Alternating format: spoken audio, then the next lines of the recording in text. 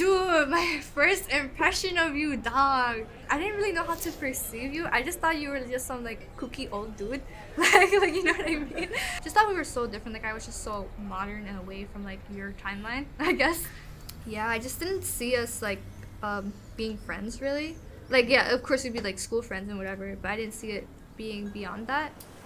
My name is Milo Len Reyes, and my relationship to you is partner in life. This dude is John Lennon. My middle name is Lennon, which is why I am called Len. And that is why we together have become Len and Ren. I'm a bit of an old soul, I suppose, and I like a lot of very old music. And also I care deeply about, leftist politics and such things like that. And the most embarrassing one ever has got to be this one down here. I hid it away, but it's The Godfather.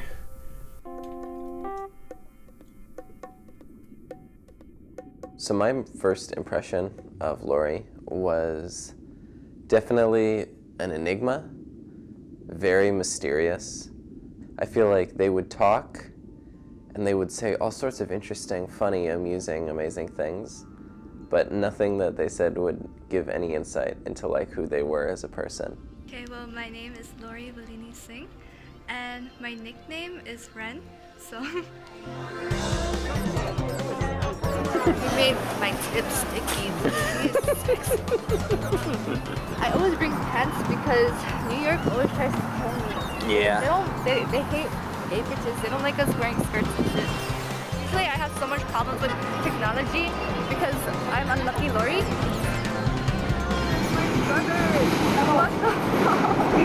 It's so fucked up. It's just like, I do not have luck at all.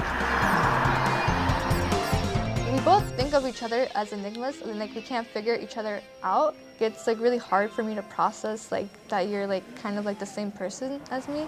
We're rolling. We're the Rolling Stones. We are. Give me shelter.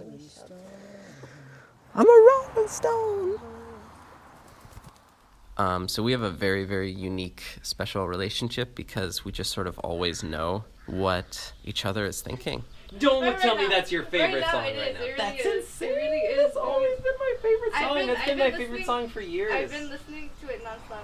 And this is what Lauri's doodles look like. Now this is what my doodles look like. And we just sort of gave each other reasons to get through our own individual sorrow. This life is not livable like this, dog. Like, this is what I have to go through every single day. I know. I feel like I can never truly understand, like, what someone is experiencing or going through and, like, how, like, they process their experiences and emotions and how it translates into how they react to people and bond with people. People literally don't even believe me. And it's so hard for people to wrap around their mind how someone could go through that much in life and be like alive still. I don't have like a safe place at home. I just can't think in that environment. I can't live in that environment, dog. It like fucks up my sleep and my eating habits so bad. Like when you go through that much and then you just don't have like any like support, I guess. It's like, what is the point of anything? What is the point of going through anything if you don't have support and you're dealing with things that other people can't even fathom to deal with, like, you know? It's like, what can be possibly done so that, like, I feel like I'm doing this for a reason, you know what I mean? I'm not using any of this right now. Conserving. 45. There's, stay with what's in. Okay. Oh, there you go. Oh no. Where did it go? You got anything to say? Hello. Who has anything? And I've always sort of thought that the world would be way, way better off if I was not in it. So that's led me to sort of constantly be trying to prove myself, trying to prove that I'm needed and that my impact on this world is not negative. I try to prove myself by being like really overly nice and generous, where it can be almost self-destructive. Life is very meaningless when all you focus on is your own self. Like everything about our society is designed to be selfish. Like, that's just always been really hard for me. And I feel like that's true of everybody. Like, everybody's got to find some external reason. And for me, that reason is love. The reason is, like, other people. I feel like I've always focused on myself, like, growing up and stuff like that. Growing up in, like, a household where it's just, like, I'm the only child, I'm the daughter. It's just, like, you just grew up to be independent and stuff. And I don't know if I ever really wanted that.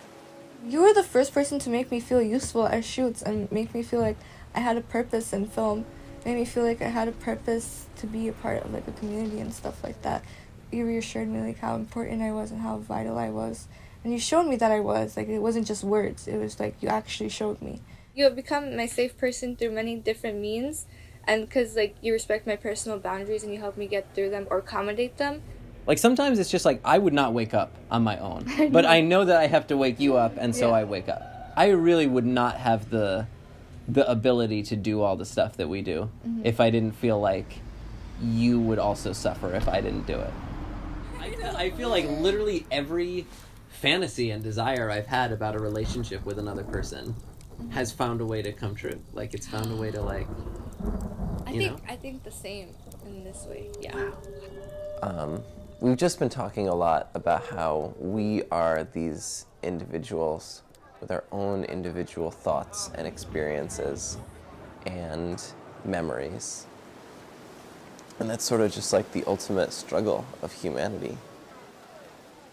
The lack of being able to really comprehend what other people are experiencing or who they are.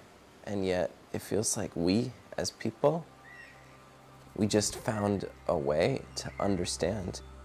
I used to be a person that did not care about people. I couldn't care about people because I knew, like, I wouldn't receive it in the end, so it's just, like, pointless to me. Somehow, through you, I became a communist, and it's just like I started caring about people and I started doing selfless things. Well, it's really hard to be selfless. And it's really fucked up when you suffer a lot and people are not selfless for you. It's like, what the fuck is the point then? Like, you are definitely one person that I feel like I suffer a lot for, and you suffer a lot for me back. The whole point of experiencing things is to experience it with people. The whole point is to bond with people and make friendships and relationships and just experience things together or experience differences in things together, you know? Ashes under the city lights, illuminating the tortured youth of yesterday, resuscitate the agony of the abolished teenager. And when tomorrow day comes, we will no longer be shunned for what we fight for. We will rejoice once we get to freedom. But the getting there is so hard. I don't know if I can be this person who contributes so greatly to the betterment of this great big society. The structure of it relies on me. I don't know if anyone else would ever have the motivation or willpower to fix it. I feel like I have this external and internal urge to help everyone I can in any way. Even if it only partially destroys me, I would feel so good just to help someone that needs it. My favorite things to say recently has been pierogi! And we finally got a pierogi! It's like feasible. I know. You mean everything, what? You want to eat my hair? Yes. Oh yeah, and I know. We've discussed this. I made a playlist called Silly Love Songs.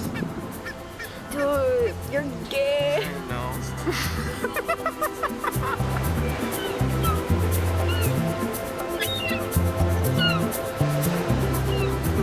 Yeah, I just, like, love bodies of water. Me too.